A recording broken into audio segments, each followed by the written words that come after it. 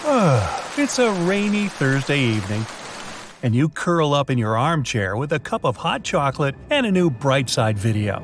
Suddenly, you notice a scary shadow above you. There's a monster on the wall with 100 legs and antennae on its head.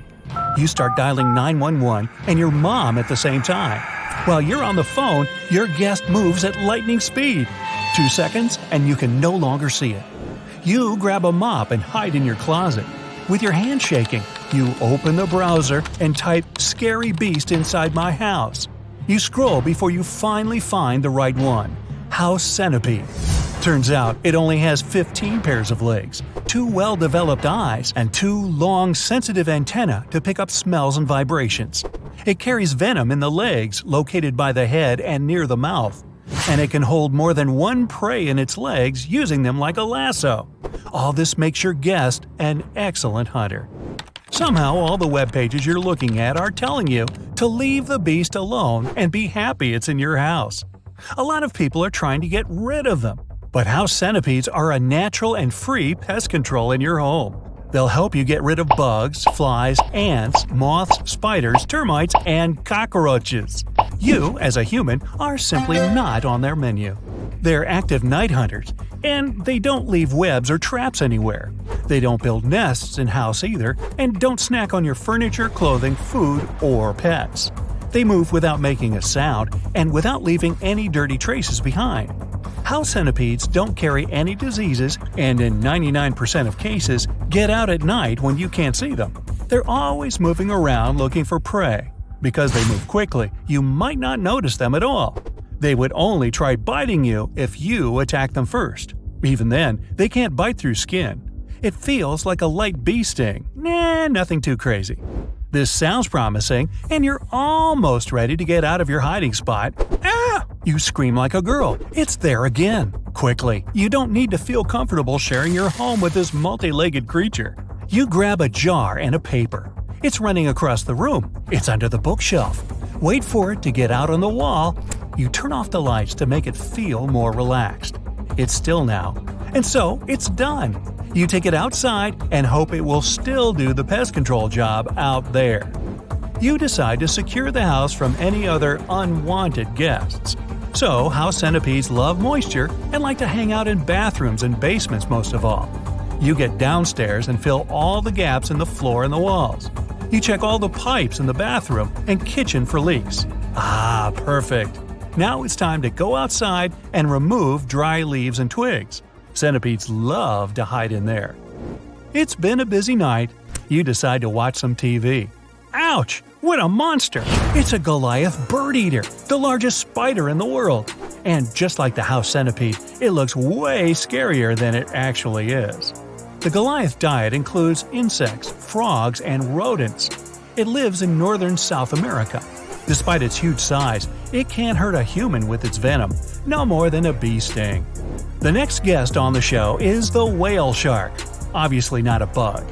It's the largest shark and fish in the world, slightly bigger than a double-decker bus and as heavy as 5 elephants. They have 300 tiny teeth in their mouth, and they use those on plankton and the occasional fish. Whale sharks are slow swimmers and the kindest of all sharks. They even play with divers.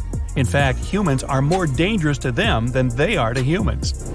Despite its huge size, giant African millipede is a shy guy and would rather hide under the rocks all day. The only thing it can attack is dry leaves on the ground. This way, it plays its role for the environment. Australian thorny dragons are lizards with scary-looking spikes on their bodies. They move around the scrubs and deserts in search of ants. That's their favorite and only meal, and they can eat thousands of small ants a day. They catch them with their sticky tongues. Thorny dragons use their spikes to protect themselves against predators and won't ever attack a human. Their superpower is changing color depending on temperature. Wrinkle-faced bats live in Central and South America. They only eat fruit, and their face shape and skin helps them with it. They have terrible table manners and shove their face completely in their lunch. All the wrinkles help the fruit juices funnel directly into the mouth. Oh, what a great idea! I should try that. Eyes are lemurs that live only in Madagascar. An old local superstition says meeting one of those is really bad luck. In fact, they're harmless creatures that feed on insects and larvae. They quickly tap on tree trunks to find food and take it out with their long middle fingers. Eyes prefer to stay on trees and barely get down on the ground, so you're unlikely to ever bump into one anyway. If you ever visit Nepal or India and run into a crocodile with a long and narrow nose, don't panic, it's a gharial. Crocodiles are their closest relatives, but gharials are not one of them. They are their own unique species. Their weird noses are perfectly adapted to catch fish. It's their favorite food. Gharials are loving and caring parents and super shy creatures. They hide from humans and never attack them. Milk snakes look almost exactly like coral snakes, but unlike that highly venomous creature, they are completely harmless. Nature gave them those brightly colored stripes to trick prospective predators into thinking they are coral snakes. Thanks to that mimicry, they survive in different places from fields and rocks to agricultural areas and barns. Some people even keep milk snakes as pets. Yeah, but you better keep the different color patterns straight. Mata spiky turtles are super lazy. They don't even swim, but walk in slow-moving streams and swamps. They only get out of the water to lay eggs. Matas don't hunt, but wait for their food to come by. When they see a fish, they stretch their neck and swallow it like a vacuum cleaner. They have to do it because their jaws can't even chew. Hey, what's the matter with you? Virginia tiger moth is as scared of you as you are of it and tries to avoid contact at all costs. Their favorite food is leaves – birch, willow, maple, walnut, cabbage, and so on. They chew on the fleshy parts and leave the leafy skeleton behind. If you really annoy them, they'll try to protect themselves. But the most serious mark they can leave behind is slight skin irritation, or some nunchuck marks if they're forced to use their martial arts. Just kidding. Vultures have sharp beaks and talons and a reputation as a bad guy. In fact, they won't hurt a single living being. Their culinary preference is animal carcasses. Yum! This way, they make the world a cleaner and healthier place, kinda like animal control.